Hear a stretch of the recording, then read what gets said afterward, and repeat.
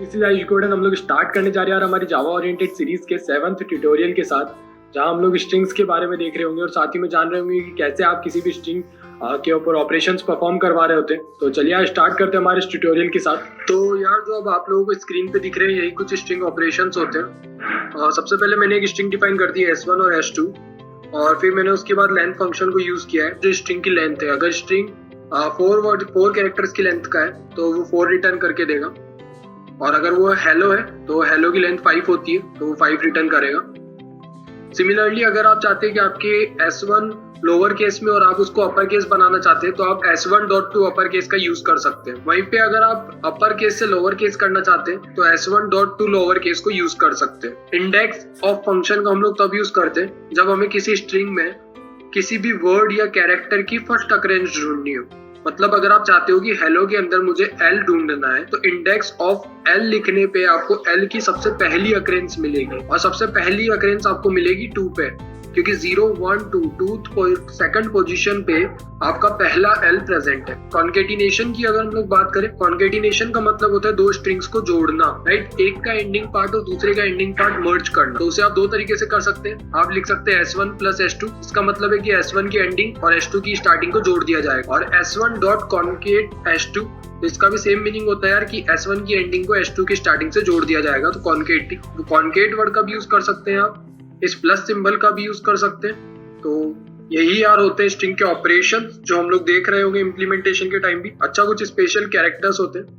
अगर आपको single quote apply करना है स्ट्रिंग के अंदर तो आप डायरेक्टली सिंगल क्वोट नहीं लगा सकते, आपको ये सिंबल यूज करना पड़ेगा, बैकस्लैश सिंगल क्वोट। अगर आपको डबल क्वोट लगाना है तो आपको बैकस्लैश डबल क्वोट यूज करना पड़ेगा। अगर आपको बैकस्लैश लगाना है तो आपको 2 बार बैकस्लैश का यूज करना पड़ेगा। वहीं पे जब आप न्यू लाइन चाहते हैं स्ट्रिंग के अंदर तो आपको बैकस्लैश एन लिखना होता है, स्पेस के लिए आपको लिखना होता है बैकस्लैश, और बैक स्पेस के लिए लिखना होता है आपको बैकस्लैश बी।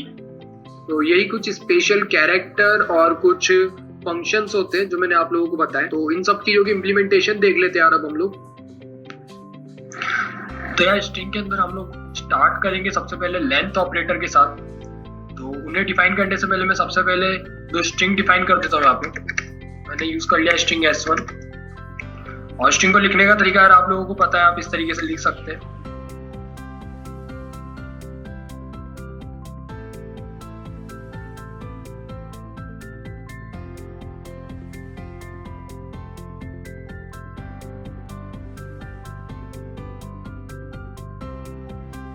तो यहाँ पे मैंने दोनों स्ट्रिंग्स ले ली यार, S1 और S2 नाम की, और S1 और S2 स्ट्रिंग्स को अब मैं लेंथ निकाल के दिखाने वाला हूँ आप लोगों को कि S1 की लेंथ कितनी होगी और S2 की लेंथ कितनी होगी। तो मैंने यहाँ पे इंटीजर लेंथ करके एक वेरिएबल बना लिया है, और मैं यहाँ पे लिखने वाला हूँ S1 डॉट लेंथ, और मैं इसे प्रिंट करवा लेता हूँ यार। तो सिस्टम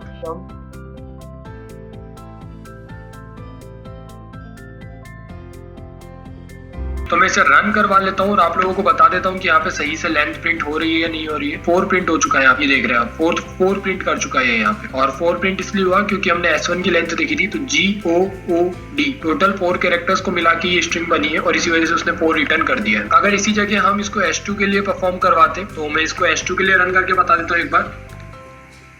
तो देख रहे हैं आप यहाँ पे 10 प्रिंट हो चुका है, और प्रोग्रामर के अंदर टोटल 10 कैरेक्टर्स यूज में आ रहे हैं। 1 2 3 4 5 6 7 8 9 10। हाँ, तो आप गिन सकते हैं प्रोग्रामर के अंदर 10 कैरेक्टर्स यूज में आ रहे हैं, और इसीलिए उसने 10 प्रिंट कर दिया है। तो हमारे आउटपुट सही रन हो रहे हैं। और लेंथ अब हम हटा देते हैं यहाँ से, और अब हम लोग चेक करते हैं 2 upper case and 2 lower case को। तो यहाँ पे आप देख रहे हैं S1 और S2 दोनों के दोनों लोअर केस में लिखे हुए हैं। तो मैं पहले S1 को अपर केस में कन्वर्ट कर देता हूँ यार, और अब हम लोग एग्जाम्पल ले लेते हैं सबसे पहले लोअर केस में कन्वर्ट करने का। तो S1.to लोअर, और इसे करने के बाद में हम S1 को प्रिंट करवा लेते हैं। तो देख रहे हैं आप, मैंने यहाँ पे डायरेक्टली S1 के साथ .to लोअर केस अटैच कर दिया है, और ये क्या करेगा कि S1 के सारे कैरेक्टर्स को लोअर केस में कन्वर्ट कर देगा। और फिर मैंने उस S1 को प्रिंट करवा लिया ताकि हमें पता चल सके कि लोअर केस में कन्वर्ट हुआ है या नहीं हुआ। तो देख रहे हैं आप यहाँ पे लोअर केस में से कन्वर्ट नहीं किया है, इसमें कुछ हमें शायद S1 को रिस्टोर करवाना पड़ेगा यहाँ पे।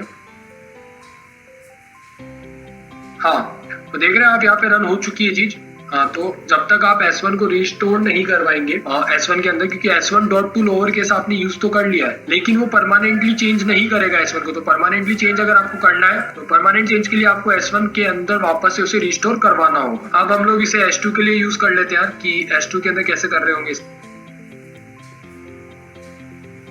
तो देख रहे हैं आप, मैंने यहाँ पे S2 के लिए S2 is equals to S2.2 upper case use कर दिया है, तो ये इसे अपर केस में कन्वर्ट कर देगा। और फिर मैं यहाँ पे S2 को प्रिंट करवा लेता हूँ यार, मैं यहाँ पे आपको करके दिखा देता हूँ इसे। और देख रहे हैं आप लोग यहाँ पे सारे प्रोग्रामर के वर्ड अपर केस के अंदर कन्वर्ट हो चुके हैं। तो यही होता है यार कि आप कैसे किसी चीज को लोअर केस और अपर केस में कन्वर्ट करवा रहे होते हैं। अब हम लोग देख लेते हैं कि कैसे आप इन दोनों स्ट्रिंग्स को कॉन्केटिनेट करके प्रिंट कर रहे होते हैं। तो मैं यहाँ पे लिखता हूँ system.out.println, और अब मैं यार इस ब्रैकेट में कोड लिखने जा रहा हूँ। वो कोड क्या होगा, S1 प्लस S2। अगर आप चाहते हैं कि यहाँ पे प्रिंट हो गुड प्रोग्रामर एक साथ प्रिंट हो जाए, तो उसके लिए आपको लिखना होगा S1 प्लस S, यानी कि S1 की एंडिंग के साथ S2 की स्टार्टिंग को ऐड कर दो।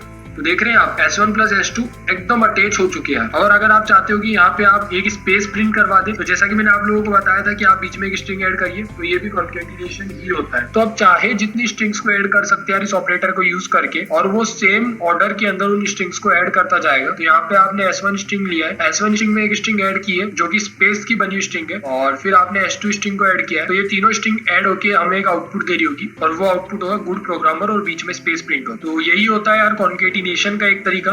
अब हम लोग देख लेते हैं यार दूसरा तरीका कॉन्केटिनेट करवाने का, और वो होगा S1.concat S2। और यहाँ पे आप स्पेस नहीं दे पाएंगे यार इनके बीच में।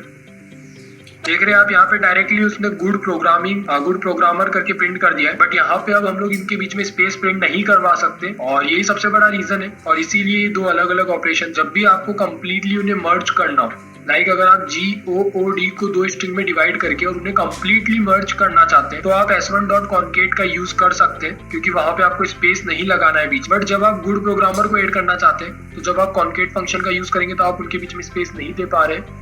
इसीलिए हम लोग प्लस ऑपरेटर का यूज करके उन्हें कॉन्केटिनेट करवाते हैं, ताकि हम बीच में एक स्पेस को इंक्लूड करवा सकते। तो यार ये कॉन्केटिनेशन हो चुका है हमारा। अब कॉन्केटिनेशन के बाद हम लोग देख लेते हैं स्पेशल कैरेक्टर्स की बात कर लेते हैं, ये कैसे आप स्पेशल कैरेक्टर्स प्रिंट करवाते हैं। तो अगर आप चाहते हैं कि आप प्रोग्रामर के बाद में एक S प्रिंट करवाए लाइक दिस, एंड देन एक क्वोट, एंड देन आप चाहते हैं कि S प्रिंट हो जाए, तो इस क्वोट को आप कैसे लिख रहे होते हैं। एक बार मैं आपको नॉर्मली लिख के बता देता हूँ कि क्या ये प्रिंट करेगा इसे, और अब हम इसे रन करके देख लेते हैं क्या ये इसे प्रिंट कर रहा है। तो देख रहे हैं आप, इसने इस चीज को प्रिंट कर दिया है, राइट। अब अगर मैं इसी जगह बात करूँ कि नहीं यार मुझे ये नहीं चाहिए, मैं चाहता हूँ कि S1 के साथ में मैं क्वोट S को ऐड कर दूं, तो S2 प्लस और कॉन्केटिनेट करवाते टाइम अगर हम लोग चाहते हैं कि हम एक सिंगल क्वोट को ऐड कर दें यहाँ पे लास्ट में, एंड देन S लगा दें और इसे रन करें, तो देख रहे हैं ये चीज भी प्रिंट हो चुकी है यहाँ पे। और साथ ही में एक और तरीका होता है कि आप ऐसे भी लिख सकते थे इसे,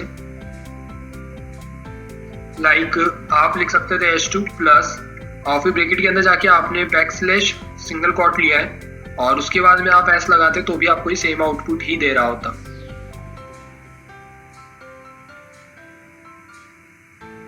देख रहे हैं आप यहाँ पे भी प्रोग्रामर्स ही आ रहा है। तो इसका मतलब है कि जब भी आप S2 के साथ में बैकस्लैश और अपोस्ट्रोफी का सिंगल क्वोट का यूज करेंगे, तो आपको सिंगल क्वोट रिजल्ट मिल रहा होगा। वहीं पे अगर मैं इसके साथ में डबल क्वोट्स का यूज कर लेता सिंगल की जगह, तो आप लोगों को रन करके बता देता हूँ। तो यहाँ पे programmer and then double quote and then S आ रहा है। अच्छा, अब अगर मैं इस चीज को यूज नहीं करता तो क्या होता। तो देख रहे हैं आप लोग यहाँ पे स्ट्रिंग यहीं पे खत्म हो गई है, और फिर ये इसको स्ट्रिंग में इंक्लूड नहीं कर रहा है, और इसीलिए हम लोग सिंगल क्वोट और उसका यूज कर रहे होते हैं, क्योंकि सिंगल क्वोट आप स्ट्रिंग के लिए तो यूज कर सकते हैं, लेकिन अगर आप चाहते हैं कि आप as a character single quote को अप्लाई करते हैं, और फिर आप चाहते हैं कि मैं एक सिंगल क्वोट दे दूं, तो आप सिंगल क्वोट अप्लाई नहीं कर पाते यहाँ पे, राइट। और इसीलिए आप लोग बैकस्लैश और सिंगल क्वोट दे रहे होते हैं यहाँ पे। अब हम लोग रन करवा लेते हैं। देख रहे हैं आप यहाँ पे सिंगल क्वोट आ चुका है। तो अब हम लोग बात कर लेते हैं बैकस्लैश n की, और फिर हम लोग बात करेंगे बैकस्लैश t की। तो बैकस्लैश n का मतलब क्या होता है। तो यार जब भी आप ऐसा कुछ लिख रहे होते हैं लाइक system.out.print, यहाँ पे मैंने ln यूज नहीं किया है यार, तो इस चीज का ध्यान रखना कि जब तक मैं ln यूज नहीं करता हूँ लाइन ब्रेक नहीं होती। तो ln यूज किए बिना हम लाइन को कैसे ब्रेक करवाते हैं हम लोग वो देख रहे हैं यहाँ पे। तो मैंने लिखा है कि S1 प्रिंट कर दीजिए, और S1 के बाद में लाइन को ब्रेक करिए। तो लाइन ब्रेक करवाने के लिए आप बैकस्लैश और फिर n का यूज कर रहे होते हैं, और इसके हिसाब से लाइन ब्रेक हो जाएगी।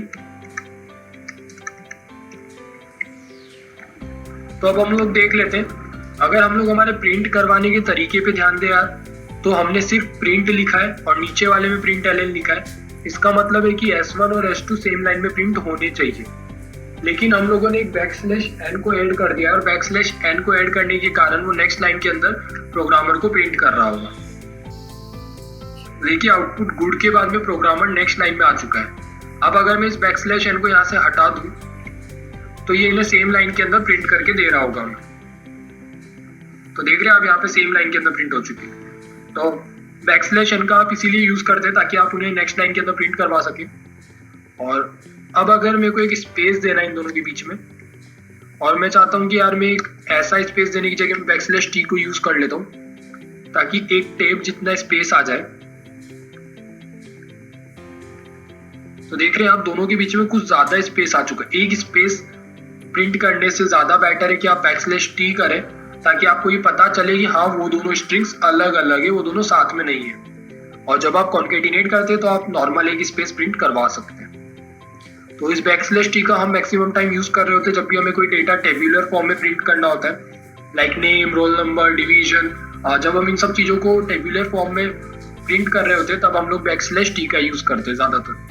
और बैकस्लैश एन का यूज हम लोग करते हैं न्यू लाइन में जाने के लिए। बैकस्लैश सिंगल क्वाड का यूज करते हैं कैरेक्टर्स को ऐड करने के लिए, और कैरेक्टर्स में जब हमें क्वाड की जरूरत होती है तो हम बैकस्लैश क्वाड का यूज करते हैं।